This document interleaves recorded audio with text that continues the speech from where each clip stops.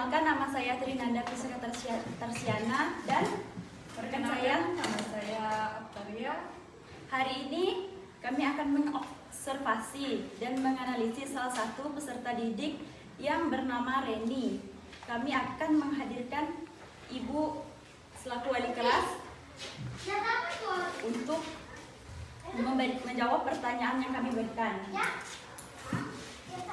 Bagaimana respon dari Reni saat dipanggil oleh ibu atau teman-temannya? Dia kalau dipanggil, kalau dia tidak melihat mulut kita, dia tidak dengar. Nah, tapi kalau dia lihat mulut kita, manggil dia, kalau kita keras manggilnya baru dia dengar. Biasa kalau saya jelaskan materi, misalnya Reni, ibu jelaskan ini, kamu dengar? Tidak bu, katanya. Kadang kalau dikasih tugas, Reni coba kerjakan halaman ini, dia nggak dengar. Lalu, apakah hambatan utama yang ibu rasakan saat menyampaikan materi kepada Reni?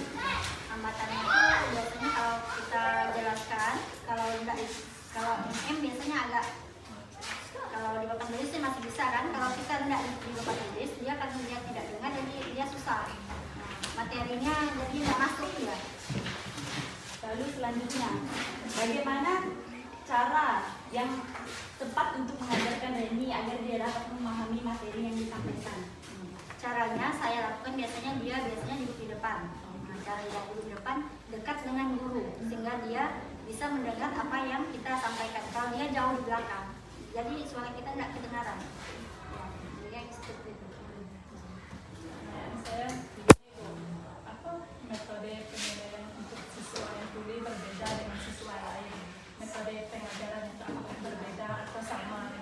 Metodenya sih memang jelas, kalau menurut saya sih beda. Soalnya kalau yang lain kan bisa, kalau Reni itu biasanya karena dia kurang dengar dan kita dengarkan, kita ulangi lagi yang kita sampaikan, karena dia tidak dengar kan, kita ulangi lagi, kita dekat ke meja dia gitu, dan dia bertanya di maju ke depan. Terus pertanyaan selanjutnya, bagaimana cara ibu menghadapi situasi ketika terjadi kesalahpahaman komunikasi? Caranya guru itu harus tenang. Soalnya sebenarnya kemarin saya juga, sebelumnya saya sudah dibilang oleh wali kelas 5, kalau Reni itu kurang dengan pendengarannya. Jadi saya mulai paham, kadang dia bertanya, kan bu, padahal saya sudah nyaring sekali di depan, jelaskan, kalian kerjakan halaman ini.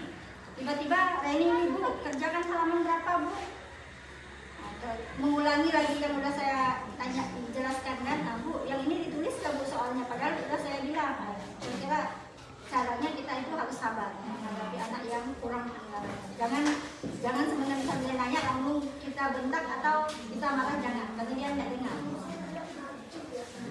Pertanyaan yang terakhir ya bu, bagaimana keaktifan anak saat mengikuti pelajaran? Apakah dia bisa mengikuti pelajaran secara berkelompok?